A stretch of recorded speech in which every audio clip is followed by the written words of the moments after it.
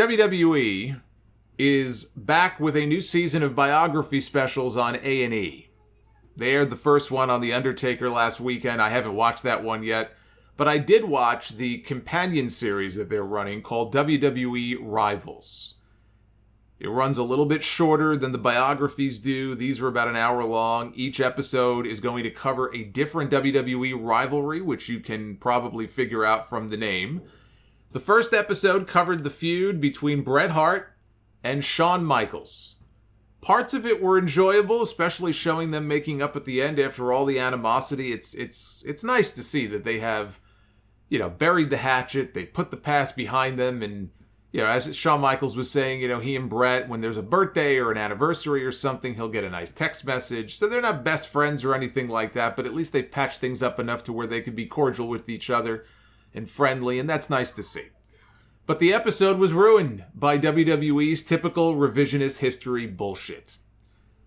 The format is the usual talking head interview spliced in with all the old footage, coupled with cutaways to a round table that was led by actor and former WWE writer Freddie Prinze Jr. He was sitting at the head of this, small table.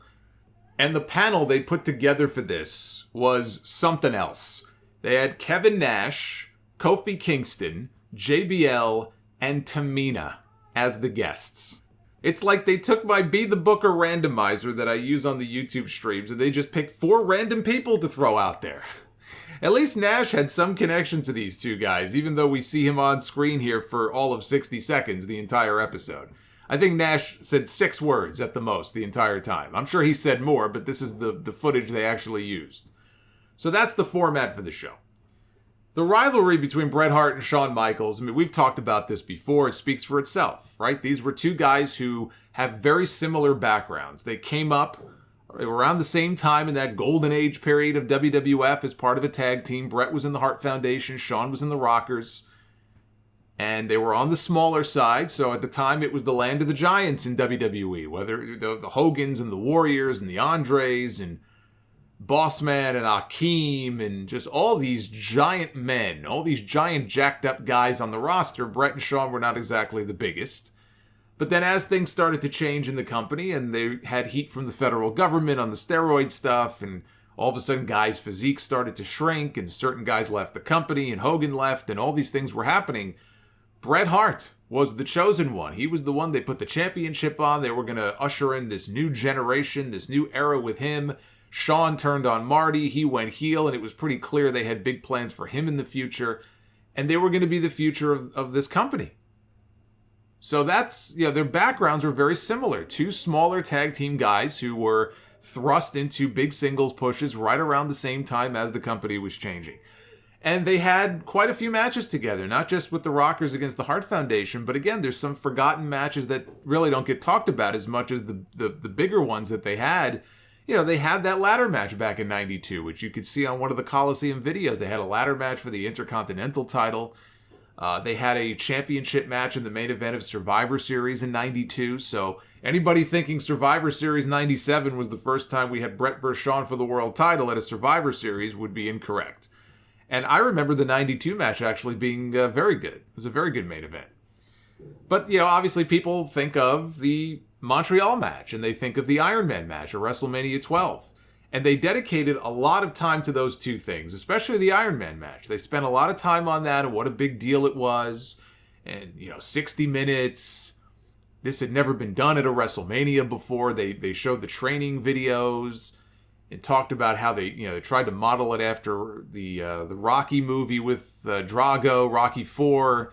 So they really got in depth on the whole Iron Man match stuff. But then they got into the aftermath, and they showed Shawn on his knees in the ring after he had won, telling Earl Hebner to tell Bret to get his ass out of the ring so that he can have his moment.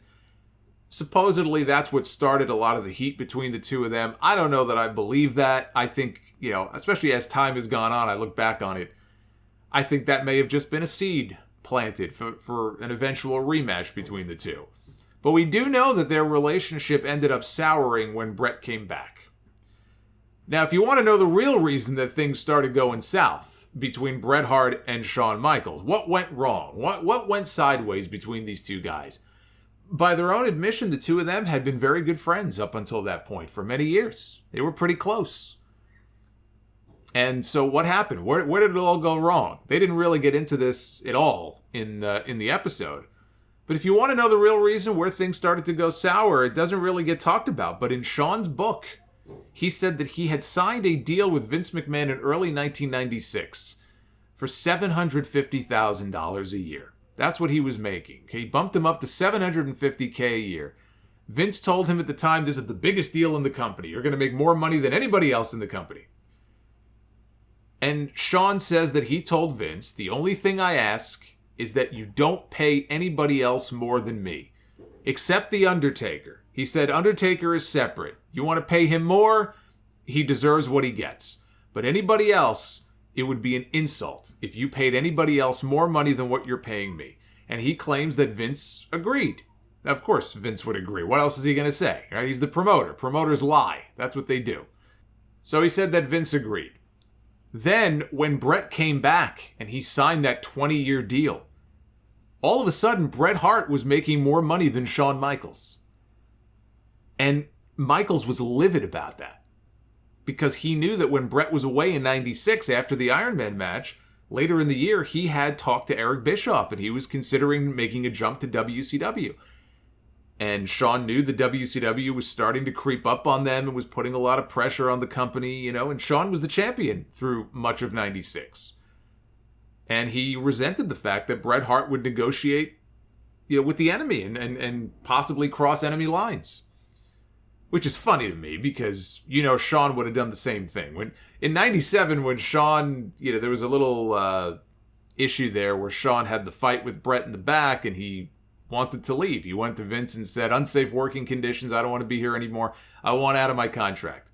And Vince was basically like, fuck no, I'm not letting you out of your contract. You know that if he got out of his contract, the first thing Shawn Michaels would have done without hesitation is he would have gone to WCW to join his buddies.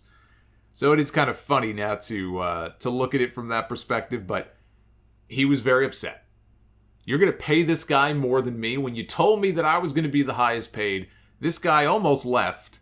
You're going to pay him more than me. So when he found out, he was furious. He had a meeting with Vince. The same meeting he had with Vince, where Vince pitched the idea of Shawn wrestling Bret in a rematch at WrestleMania 13, is the meeting where he brought all of this up to Vince, where he confronted Vince McMahon about it.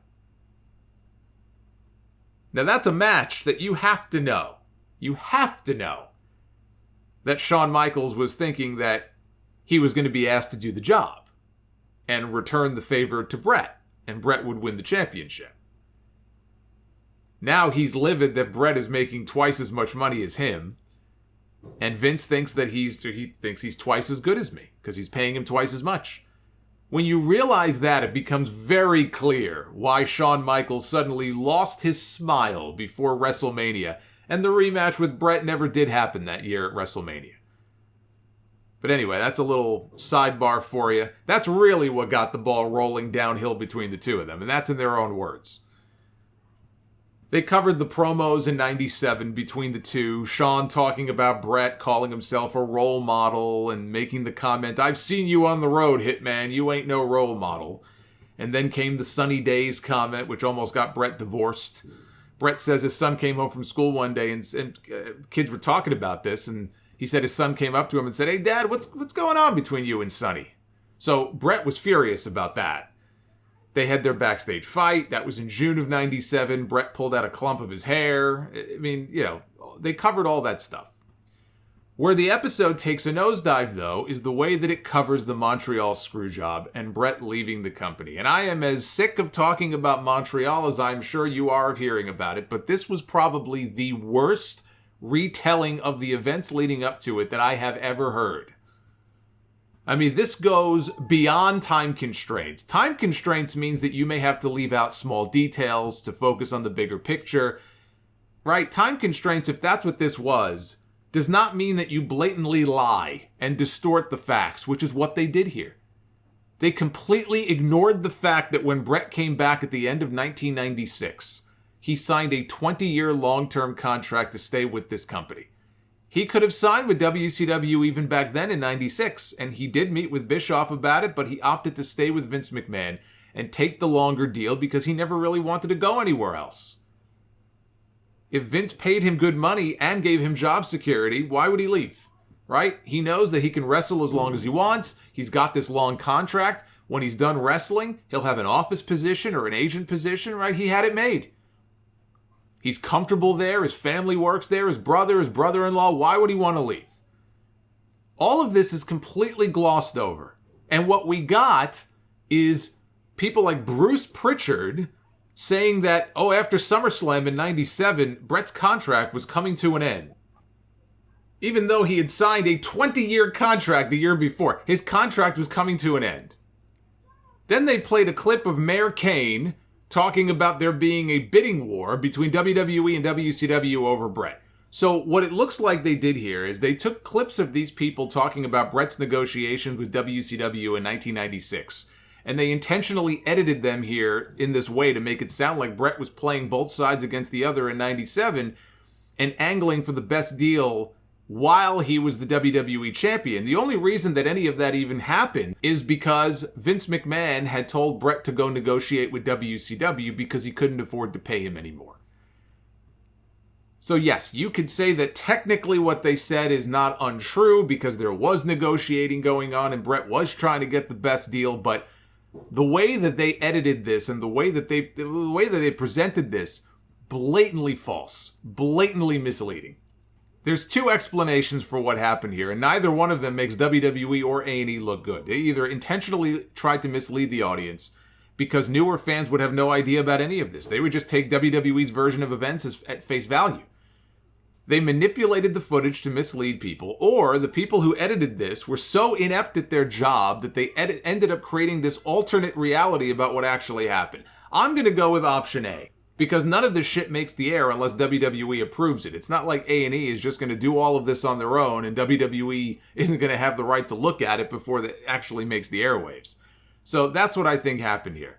What they also didn't cover in the special, and this I can understand leaving out for time, but I think it's important to the story. In September of 1997, WWE had their very first live Monday Night Raw from Madison Square Garden. Vince McMahon came to Bret in the building that day, and he told him, for the first time, the company cannot afford to pay him on his contract. We cannot pay you what we agreed to. And we are going to breach the contract that Bret had just signed less than a year earlier. And he gave Bret permission to go negotiate, gave him his blessing, to go negotiate with Turner, go talk to Bischoff, and try to negotiate a deal with WCW. And Bret was obviously hesitant about this. He didn't want to go do that, but he said, okay. He had a certain window, I think right up until the very end of October. Vince was giving him that window to make a deal happen.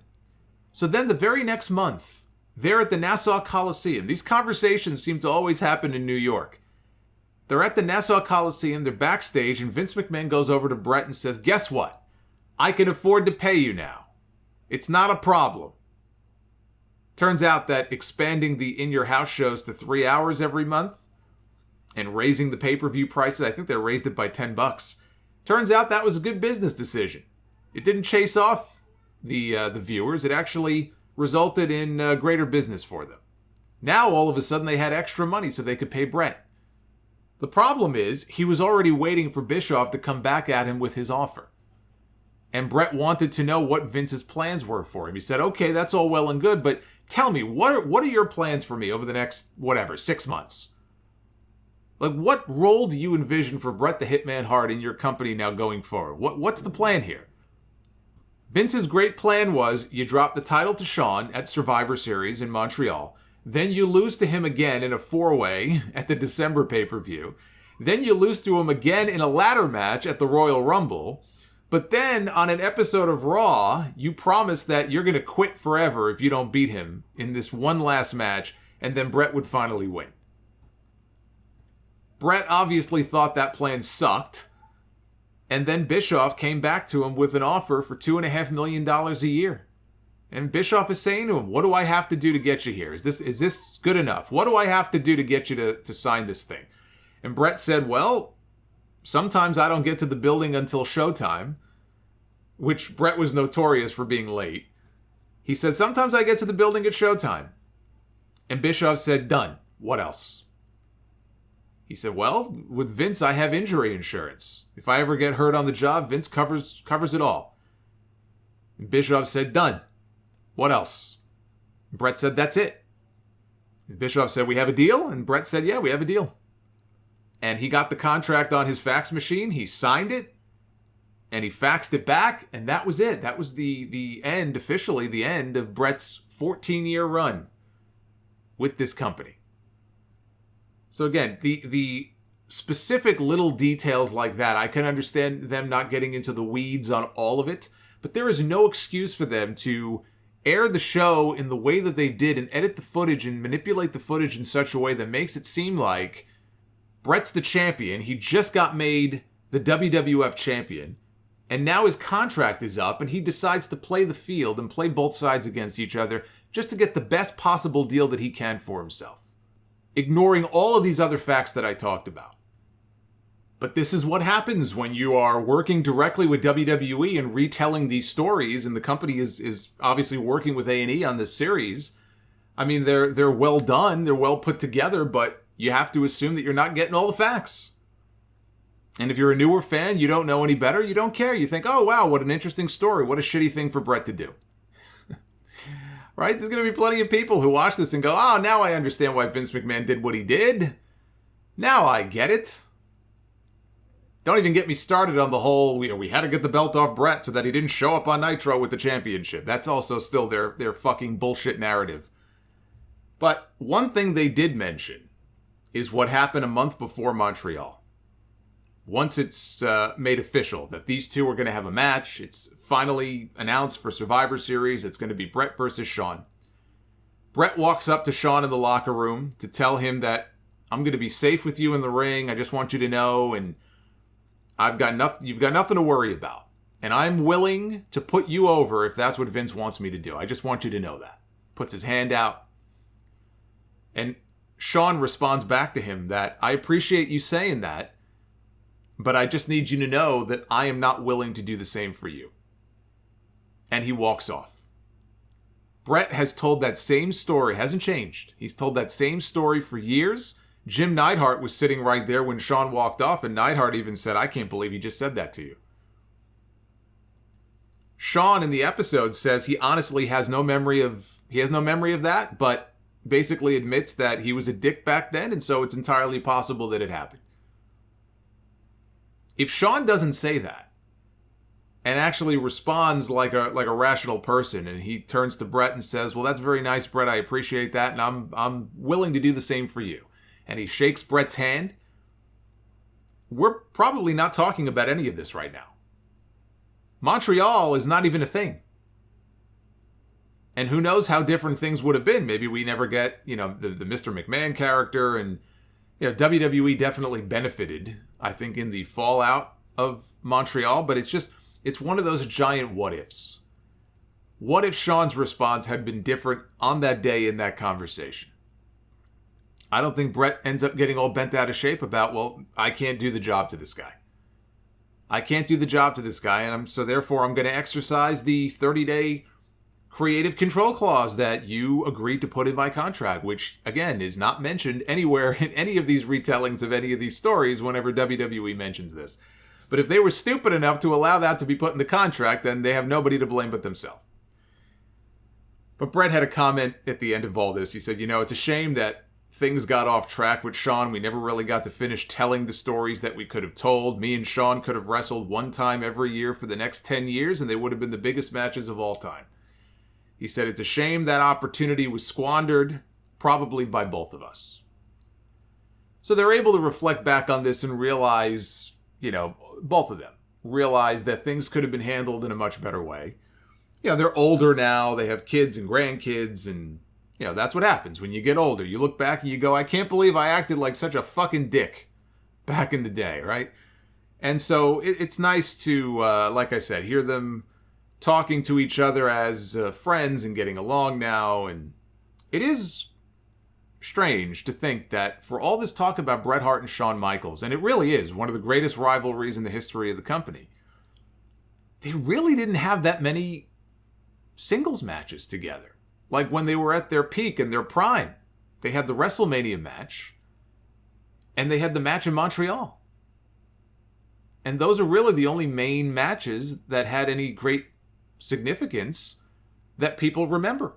It's not like they had all of these pay-per-view matches, like John Cena and Randy Orton. They must have had probably 15 different matches, or Austin and Rock, or all. You think of the great rivalries, and I think Austin and Rock is actually featured on the next episode. They never really worked together, I think, as much as people might think. And it's very sad that things went down the way they did because if Bret didn't leave, or even if Bret did leave, but then he didn't get hurt, he didn't have the concussions, he didn't have the stroke, he would have been back in WWE way sooner than he was. We could have gotten Bret Hart against Shawn Michaels. When Shawn came back for that second run, we could have had Bret Hart against Shawn Michaels at WrestleMania, maybe, WrestleMania 18. Imagine that. Because Bret's deal with WCW, I believe, was over in 2001. They went out of business anyway. If Bret worked out something to come back, you could have had Bret versus Shawn in Toronto at WrestleMania in Canada. Or you could have had Bret against Shawn at WrestleMania 19 or 20 at Madison Square Garden. I mean, who knows, right? It's all, like I said, it's one big what-if thing. But the thing I always love about looking back on their rivalry, it's a shame it got, they worked themselves into a shoot like they did. But what made it so great is, if you were watching as a fan and a viewer on television, you knew that these two hated each other. It felt real. It felt genuine because it was. And that's, I think, has a lot to do with why it was so engaging to watch them go back and forth on television the way that they did. It was some of the most fun, frankly, watching on TV in 1997. To see Bret and Shawn, as petty as they could be, going back and forth in the way that they did, because you really believed that these two guys hated each other's guts. Two guys who thought that they were the best and their shit didn't stink. Bret thought he was the best. Shawn thought he was the best. Best against best, they elevate their game. And it's a shame that we never got to see it again. I don't know that, as Bret said, it would have been the greatest matches of all time, but I think they absolutely would have gone on to have some fucking classics. Look at what Shawn and Undertaker did in 2009. All those years later, they were so much older. It's one of my favorite matches ever. You don't think Bret and Shawn, a healthy Bret and Shawn, couldn't have had that same kind of match at a WrestleMania one year?